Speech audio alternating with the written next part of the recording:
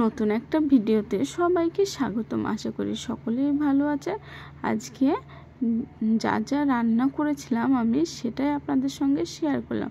ভিডিওটা দেখুন, খুব ভালো লাগবে। আমাদের আজকে চ্যাং মাছ নিয়ে এসেছিল।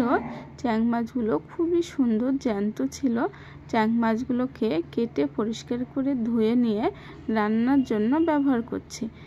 রান্না করার জন্য এর চ্যাং মাছের মধ্যে হলুদ গুঁড়ো, লবণ গুঁড়ো, ধনে গুঁড়ো, স্বাদ মতো লবণ আর আদা জিরে একসঙ্গে বেটে রেখেছিলাম।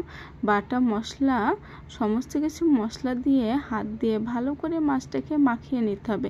আমি যেভাবে রান্না করি সেটাই আপনাদের সঙ্গে শেয়ার করছি। যদি ভালো লেগে থাকে তাহলে অবশ্যই শেয়ার করে দিন। এরপর কড়াইয়ের মধ্যে আমি তেল দিয়ে পেঁয়াজ দিয়ে দিয়েছিলাম। পেঁয়াজটা লাল লাল হয়ে ভাজা গিয়েছে, তার মধ্যে মাখানো মাছগুলো দিয়ে দিয়েছিলাম। তেলের মধ্যে কালো জিরে দিতে হতো, কিন্তু কালো জিরেটা দেওয়াটা আমি ভুলে গিয়েছিলাম। শেষে মাছের মধ্যে দিয়ে দিলাম।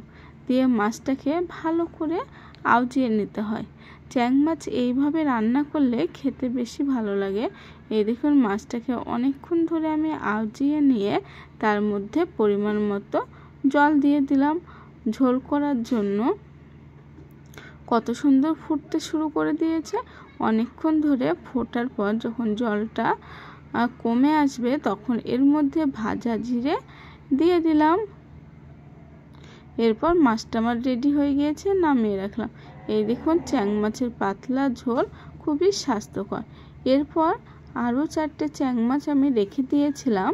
চ্যাং মাছের মধ্যে হলুদ গুঁড়ো, লবণ গুঁড়ো, লঙ্কা গুঁড়ো, ধনে গুঁড়ো, আদা জিরে বেটে রেখেছিলাম, বাটা মশলা দিয়ে দিলাম। দিয়ে আবারও সেই একই প্রসেসে হাত দিয়ে মাখিয়ে দেব।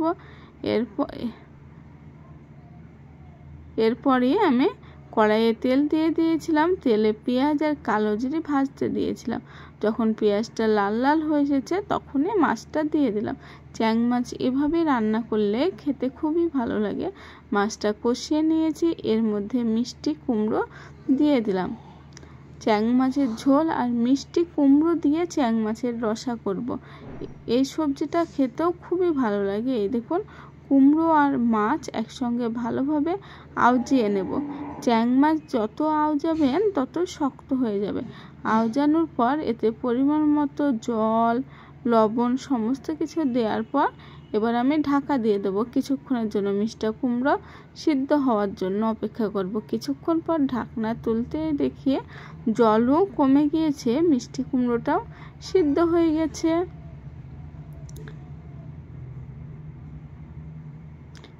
মিষ্টি কুমড়ো দিয়ে চ্যাং মাছ এইভাবে রান্না করে একবার দেখবেন, খুবই ভালো লাগবে। শেষে আমি ভাজা জিরে দিয়ে নামিয়ে ফেললাম। কত সুন্দর লাগছে না দেখতে। এরপর পেঁয়াজ, কাঁচা লঙ্কা, রসুন কুচি করে নিয়েছিলাম। কড়াইয়ের মধ্যে তেল, কালো জিরে দিয়ে দিলাম। পেঁয়াজটা ভাজা ভাজা হয়ে আসলে এর মধ্যে মূলো দিয়ে দিলাম। আজকে আমি মূলো ভাতেও করবো। এই দেখুন, মূলো দেওয়ার পর এতে হলুদ গুঁড়ো আর ধনে গুঁড়ো আর স্বাদ মতো লবণ। যেহেতু আমি কাঁচা লঙ্কা অনেক পরিমাণে দিয়েছি তাই কাঁচা লঙ্কাটা দেবো না।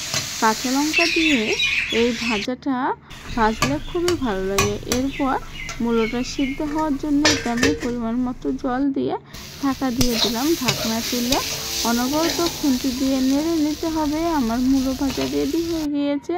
কত সুন্দর লাগছে না? এই দেখুন, আজকে আমি দুপুরে যেটা রান্না করেছিলাম সেটাই আপনাদের সঙ্গে শেয়ার করছি। মিষ্টি কুমড়ো দিয়ে চ্যাং মাছের পাতলা ঝোল আর মূলো ভাজি, এর সঙ্গে গরম গরম ভাত। ভিডিওটা ভালো লেগে থাকলে অবশ্যই চ্যানেলটিকে ফলো করে দেবেন।